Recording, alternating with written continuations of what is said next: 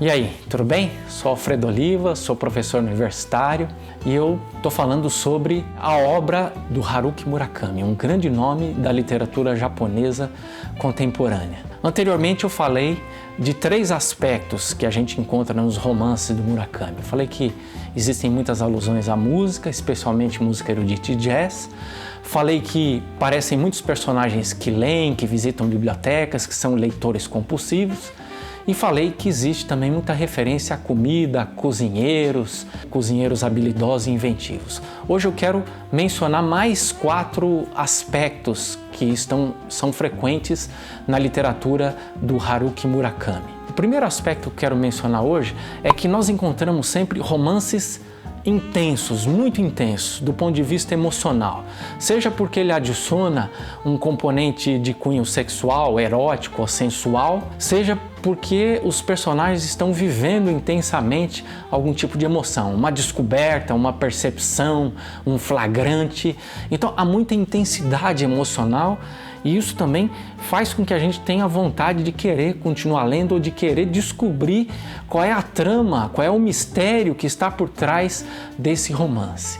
O segundo aspecto é que nos romances do Murakami, via de regra, aparecem elementos sobrenaturais, ou se você quiser, algo transcendente, algo místico, ou simplesmente algo mágico, ou se você quiser ainda, talvez para se referir mais especificamente a um aspecto da cultura japonesa, aquilo que a gente poderia chamar de Shinto, ou alguma alusão ao shintoísmo. Então, alguns personagens, por exemplo, visitam portais mágicos, seja um poço que serve para passar para uma outra dimensão. E isso é feito com bastante sutileza, de modo que às vezes você não percebe se o personagem está imaginando, se o narrador está imaginando, ou se de fato a pessoa está fluindo de uma dimensão natural para uma dimensão sobrenatural. E talvez a gente pudesse simplesmente dizer que isso tem a ver com o elemento shintoísta que está presente na cultura japonesa de uma forma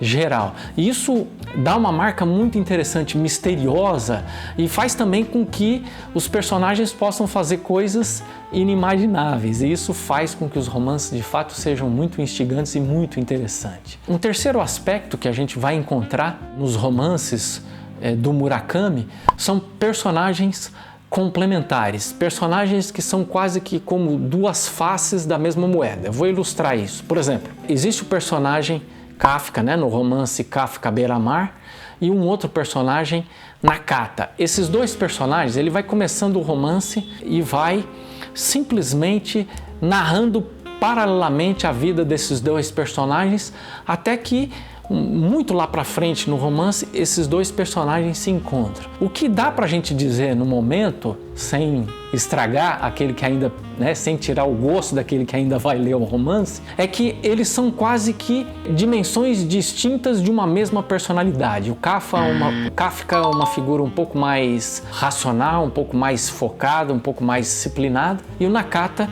uma figura, vamos dizer assim, com um cognitivo bastante limitado, mas muito místico, muito intuitivo. E esses 2 personagens se complementam, e isso é muito interessante. Há um outro romance em que aparecem 2 personagens interessantes, Mari e a sua irmã, que é uma moça, é a história de uma moça que não consegue dormir ou que pretende ficar acordada durante uma noite toda, e a irmã que está num sono profundo e não consegue acordar. Então é interessante porque uma não é tão bonita e está acordada e está se aventurando na noite. A outra é muito bonita, é modelo e não consegue acordar. E existe também uma fluidez de temporalidade entre essas 2 personagens. Isso é muito interessante, Então, esse é o terceiro aspecto. Encontramos personagens complementares, personagens que são tão distintos um do outro, de modo que a gente vê aí talvez um princípio aí de complementariedade entre um e outro. E por fim, pelo menos por fim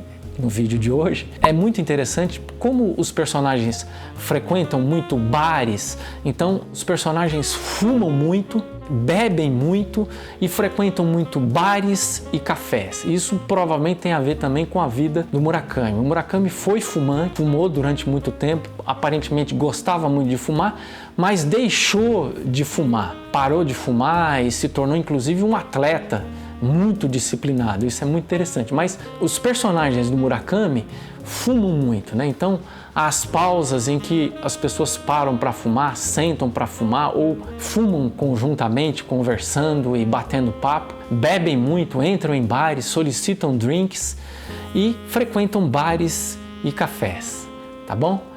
Essas foram as minhas dicas sobre Haruki Murakami, sobre aspectos que a gente encontra nos seus romances, tá bom? A gente ainda vai continuar essa sequência e vai falar ainda de outros aspectos. Até o próximo vídeo. Um abraço.